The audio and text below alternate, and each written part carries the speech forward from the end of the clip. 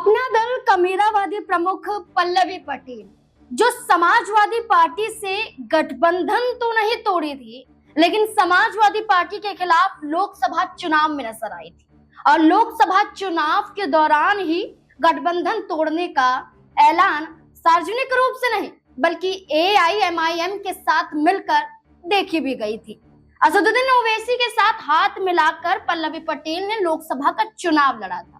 और लोकसभा का चुनाव न जीत जाने के बाद पल्लवी पटेल इन दिनों समाजवादी पार्टी के प्रति नरमी दिखा रही है। कारण था रामजी लाल सुमन का वो बयान जिसके बाद पूरे उत्तर प्रदेश में विवाद खड़ा हो गया और पल्लवी पटेल ने रामजी लाल सुमन के समर्थन में करनी सेना के खिलाफ धरना प्रदर्शन तक किया और पल्लवी पटेल इस आंदोलन के चलते गिरफ्तार भी हुई। लेकिन अब पल्लवी पटेल एक बार फिर से बड़ा कदम उठाती हुई नजर आई है, जिसके बाद माना जा रहा है कि क्या पल्लवी पटेल को एक बार फिर से अखिलेश यादव की पार्टी का समर्थन मिल रहा है। दरअसल जो मामला है वो दलित युवती की हत्या से जुड़ जाता है। उत्तर प्रदेश में आए दिनों एक ऐसी घटनाएं सामने आती हैं जहां कानून व्यवस्था पर सवाल खड़े किए जाते हैं, जहां सवाल खड़े किए जाते हैं कि कानून व्यवस्था के नाम पर सिर्फ योगी आदित्यनाथ ढिंढोरा पीटते हैं, लेकिन यही कानून जब आरोपों में घिर जाती है तो पल्ला झाड़ते हुए नजर आते हैं। दरअसल राजा भैया के गढ़ कुंडा विधायक राजा भैया जो पूरे प्रतापगढ़ में अपना वर्चस्व कायम करते हैं, उनके गढ़ में पल्लवी पटेल पहुंची और पल्लवी पटेल ने प्रतापगढ़ के रानियागंज विधानसभा के दुर्गागंज जिले में पहुंचकर दलित युवती की हत्या के बाद उनके पीड़ित परिवार से मुलाकात की और मुलाकात के बाद पल्लवी पटेल ने कहा कि यहीं अगर ऊंची जाति की किसी युवती की हत्या कर दी जाती तो योगी आदित्यनाथ का बुलडोजर चल जाता और बुलडोजर ही नहीं बल्कि यहाँ पर इंसाफ भी हो जाता। लेकिन एक दलित युवती की पहले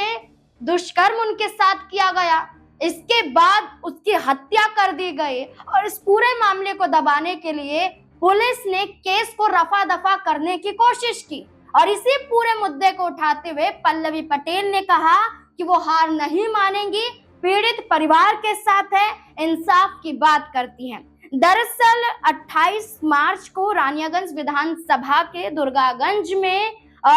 दलित युवती जो नर्सिंग होम में काम करती हैं, नाइट शिफ्ट थी उनकी, और जैसे वो पहुंचती हैं उसके बाद घर पर शव ही लौटता है, जिसके बाद पल्लवी पटेल ये सवाल खड़े करती है कि जो स्वस्थ अपने घर से अपनी ड्यूटी के लिए निकली, अचानक से उसकी डेड बॉडी कैसे आई और इसके बाद ना FIR लिखी गई। पूरे दुर्गागंज में माहौल बिगड़ा जब आरोपी के लिए पुलिस ही बचाव करती हुई नजर आई और इस पूरे मुद्दे को उठाते हुए पीड़ित परिवार ने पुलिस कर्मियों पर ही पथराव कर दिया, आरोप लगाते हुए नजर आए। माहौल पूरी तरह से बिगड़ा, लेकिन अब पल्लवी पटेल इसका जिम्मा उठाए हुए हैं और समाजवादी पार्टी के जरिए भी मौजूदा रानियागंज विधानसभा से विधायक ने ये कहा है कि ये सारा काम पुलिस प्रशासन द्वारा किया गया है। अब इस पूरे मामले में देखा जाए तो इंसाफ की मांग की जा रही है। 6 आरोपी यहाँ पर नामजद किए गए, जिसमें से अस्पताल के कई कर्मचारी मौजूद थे और कई और अन्य लोग भी शामिल थे, जिसमें से 3 आरोपियों को गिरफ्तार कर लिया गया। अब ये 3 आरोपी गिरफ्तार करने बाकी हैं। अब देखना होगा इस पूरे मामले पर क्या नया मोड़ आता है।